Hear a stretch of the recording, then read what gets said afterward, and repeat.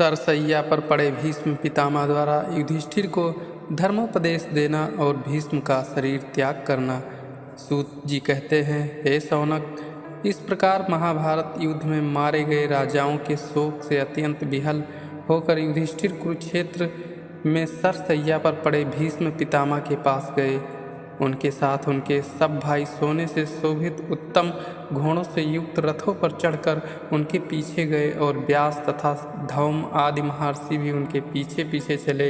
इसके अतिरिक्त कितने ही ऋषि मुनि और ब्राह्मण भी पितामह के पास ज्ञानोपदेश सुनने के लिए वहां जा बैठे। तब युधिष्ठिर वहां पहुँचे और भीष्म जी का पूजन किया और रोते रोते अपने हृदय का दुख प्रकट किया। तब धर्मराज को पश्चाताप से संतप्त होते जानकर बाणों की सैया पर पड़े हुए भीष्म जी ने कहा, हे धर्मपुत्रों, अब तुम लोग किसी प्रकार की चिंता ना करो। तुम लोग एक तो वैसे ही अमित पराक्रमी और महान भाव वाले हो, दूसरे जनार्दन श्री कृष्ण तुम्हारे साथ हैं। अब तक जो कुछ तुम्हारे विरुद्ध हुआ है उसमें काल ही की प्रधानता जानो, क्योंकि काल सबसे बली है। इंद्रादिक लोकपाल सब उसके वश में हैं। हे राजन, वह बली काल किस समय क्या करना चाहता है यह साधारण मनुष्य के जानने की बात नहीं है। उसके जानने के लिए विद्वान भी मोहित हो जाते हैं। इस कारण हे भरत, असर्भ इन दुख सुख आदिकों को ईश्वर के बस में समझकर तुम उनके अनुवर्ती हो। अनाथ प्रजागणों की रक्षा करो। देखो, ये श्री कृष्णचंद्र जी आदि पुरुष साक्षात नारायण रूप हैं। ये भी प्रजाओं की रक्षा कर कल्याण के लिए ही अपनी माया से संसार को मोहित करते हुए यदुवंशियों में गुप्त होकर विचरते हैं। इनके अत्यंत गुप्त प्रभाव को श्री भगवान शिव जी ही जानते हैं। फिर तुम लोग तो उन श्री कृष्ण जी के प्रिय मित्र और अत्यंत उपकारी हो। वे तुम्हारे मामा के पुत्र, विश्वासी दूत साथी और मंत्री भी हैं। तब उन सर्वात्मा, समदर्शी, अज्ञेय, अहंकार रहित श्री कृष्ण जी को पाकर भी तुम्हें परामर्श देने वाले की क्या न्यूनता है। आहा, ये श्री कृष्ण कितने दयालु हैं, जिन्होंने मुझे प्राण त्यागते हुए को अंत में आकर दर्शन दिए हैं। जो इन श्री कृष्ण जी में मन लगाकर उनकी भक्ति करता है, जो इनके नामों को स्मरण और जप करता हुआ शरीर त्याग करता है, वह संसार के आवागमन से मुक्त हो जाता है। हे युधिष्ठिर, अब मेरी यही इच्छा है कि जब तक मेरे प्राण ना छूटे तब तक ये सर्वदा प्रसन्न मुख श्री कृष्णचंद्र जी मेरे समक्ष विद्यमान रहें। सूत जी कहते हैं कि भीष्म जी के ऐसा कहने पर धर्मराज युधिष्ठिर ने उन सरसैया पर पड़े हुए महात्मा से अनेक प्रकार के धर्म संबंधी प्रश्न किए। उन प्रश्नों में मनुष्यों के साधारण धर्म से लेकर वर्णों तथा आश्रमों के धर्म और वैराग्य एवं अनुराग की उपाधियों से युक्त निवृत्ति तथा प्रवृत्ति मार्ग का भीष्म जी ने वर्णन किया। साथ ही उन्होंने धन धर्म, राजधर्म, मोक्ष धर्म, स्त्रियों के धर्म और विष्णु जी के सब धर्मों को संक्षेप में और कहीं कहीं विस्तार से भी वर्णन कर अनेक प्रकार के इतिहासों सहित धर्म, अर्थ, काम और मोक्ष का विशद विवेचन किया। तब इस प्रकार धर्म चर्चा करते हुए उनके देह त्यागने के योग उत्तरायण का उत्तम समय आ गया, जिस समय को अपनी इच्छा से शरीर त्यागने वाले योगी जन चाहते हैं। उस समय को देखकर भीष्म जी चुप हो गए।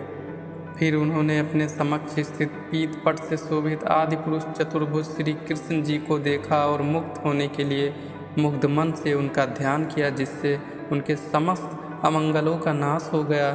कृष्ण जी ने उनके शरीर पर अपना हाथ फेरा, जिससे उनके शरीर से अस्त्र पीड़ा जाती रही और इंद्रियों का भ्रम नष्ट हो गया। पश्चात भीम जी बड़े प्रेम से कृष्ण जी की स्तुति की। तब स्तुति करते हुए उन्होंने कहा, हे परमानंद को प्राप्त देवताओं में श्रेष्ठ श्री कृष्ण जी, आपके चरणों में मेरा नमस्कार है। आप अपनी माया से विहार करने वाले तथा सबके जीवन मरण के आदि स्थान हैं। हे तमाल के समान नील रंग सूर्य की किरणों के समान पीतांबर लपेटे हुए अलकावली युक्त कमलवत मुख वाले अर्जुन के मित्र, मेरी यही अंतिम इच्छा है कि आपके चरणों में मेरी निष्ठा भक्ति होवे। हे युद्ध में घोड़ों के खुरों की धूल से धूसरित इधर उधर शीघ्रतापूर्वक गमन करने के कारण बिखरे हुए केसों वाले, श्वेत बिंदुओं से शोभित मुख वाले तथा मेरी तीक्ष्ण बाणों की चोट सहन करने वाले सुंदर कवच से शोभित श्री कृष्ण जी, आप में मेरा मन पूर्ण रूप से प्रेम करे। हे अपने मित्र अर्जुन का वचन सुनकर शीघ्र ही अपनी तथा शत्रु की सेना के बीच में रथ खड़ा करके अपने भ्रिकुटी मात्र से शत्रुओं की शक्ति हरण करने वाले आप में मेरा प्रगाढ़ प्रेम होवे। हे अर्जुन की कुबुद्धि को हरने वाले श्री कृष्ण जी, मैं बारंबार आपको प्रणाम करता हूँ। हे भगवान, यदि आप अर्जुन के सहायक न होते तो वह अपनी दुर्बुद्धिता के कारण युद्ध में शत्रुओं को कदापि न मार पाता, परंतु आपने आत्मज्ञान देकर उसे बड़ा साहसी बना दिया। हे अच्युत, आप वही सत्य पुरुष हैं जो मेरी प्रतिज्ञा को सत्य करने के लिए अपनी प्रतिज्ञा त्याग रथ से नीचे उतर रथ का पहिया ले मुझे वैसे ही मारने चले जैसे हाथी को मारने के लिए सिंह चलता है। हे जनार्दन, तब आपके भय से पृथ्वी कांपने लगी और उसी संभ्रम में आपका दुपट्टा पृथ्वी पर गिर गया। तब मैंने आप पर बाणों की तीसरा भीषण प्रहार किया और जब आपका कवच कट गया तब जिस आपके शरीर से रुधिर बहने लगा, मैं ऐसे श्री कृष्ण जी को जो मुझे मारने के लिए हठात मेरे ही सामने आए थे, उन मुकुंद भगवान को मेरा प्रणाम है। वही भगवान मेरी गति हो। फिर जो आपने कुटुंबियों के ही समान अर्जुन के रथ की रक्षा करने वाले हाथ में रथ हाँकने का चाबुक लिए घोड़ों की बागडोर हाथ में पकड़े हुए तथा जो उस दशा में अद्भुत शोभायमान हो रहे थे, उन भगवान श्री कृष्ण जी को मैं अपने इस मृत्यु काल में प्रणाम करता तथा उनकी शरण में होता हूँ। वे मुझे अपने शरण में रखें, जिन भगवान ने उन्माद से अंध गोपियों का भी आदर किया और जिन्होंने गोवर्धन धारण आदि अनेक लीलाएं की तथा जो युधिष्ठिर के राजसूय यज्ञ में पूजित हुए, आज मैं उन्हें अपने सामने देखकर अपने को धन्य धान्य मानता हूँ। सूत जी कहते हैं कि इस प्रकार बारंबार परमात्मा श्री कृष्ण जी का ध्यान करते हुए अपनी सब ब्रह्मावृत्तियों को भीतर रोककर भीष्म जी शांत हो गए। तब भीष्म जी ब्रह्मागति को प्राप्त हो गए। ऐसा जानकर वहां उपस्थित जनों में सन्नाटा सा छा गया। देवताओं तथा मनुष्यों द्वारा बजाए हुए नगाड़े बजने लगे। राजाओं में स्थित साधुजन भीष्म जी की प्रशंसा करने लगे। आकाश से फूलों की वर्षा होने लगी। मुनिजन प्रसन्न होकर श्री कृष्ण जी की स्तुति करने लगे। पश्चात श्री कृष्ण जी और धृतराष्ट्र के आज्ञानुसार युधिष्ठिर ने उनका शव आदि सब संस्कार किया और पुनः हस्तिनापुर आकर तपस्विनी गांधारी तथा माता कुंती को समझाते हुए राज्य संभाला। सूत जी द्वारा युधिष्ठिर के अनुशासन एवं श्री कृष्ण जी का द्वारका प्रस्थान का वर्णन। शौनक जी बोले, हे सूत जी, युधिष्ठिर तो बंधुनाशक दुख से अत्यंत संतप्त थे। फिर उन्होंने हस्तिनापुर में आकर किस प्रकार इतने बड़े राज्य को संभाला। सूत जी कहने लगे, हे मुनि, युधिष्ठिर बड़े धर्मात्मा थे। उनके राज्यसीन होते ही पृथ्वी धन धान से पूर्ण हो गई।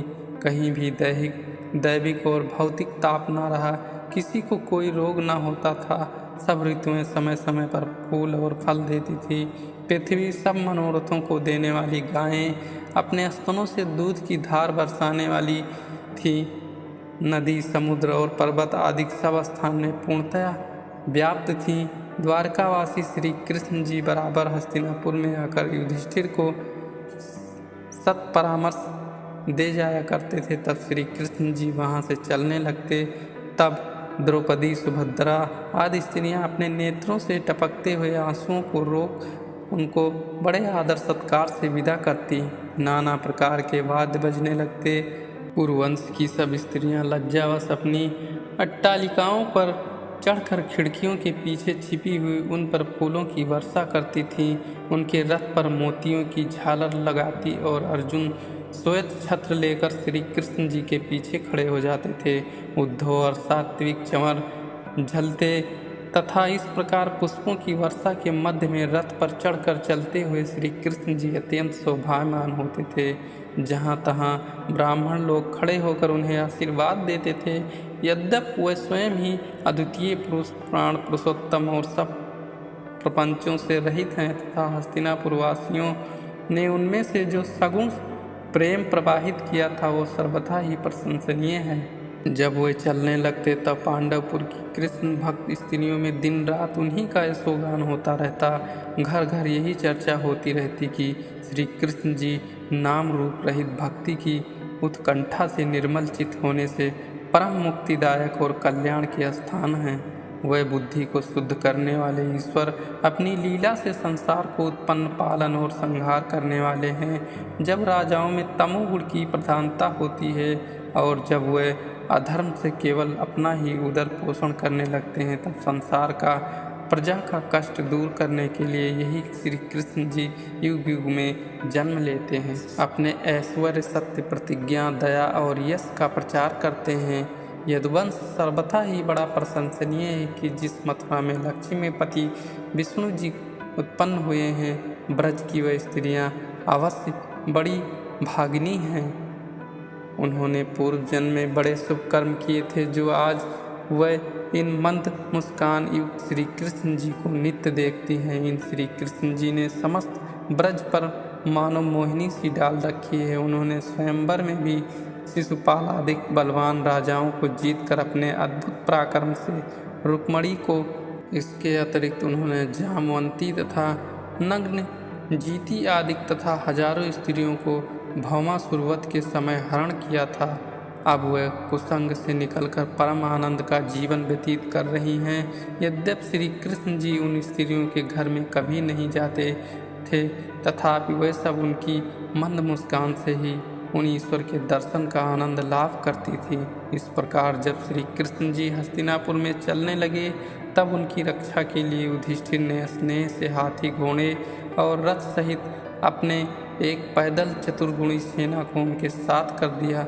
बहुत दूर तक पांडवों ने उन्हें पहुंचाया। श्री कृष्ण जी अनेक वनों, नदियों, देशों और कितने ही पर्वतों को देखते हुए द्वारका आए।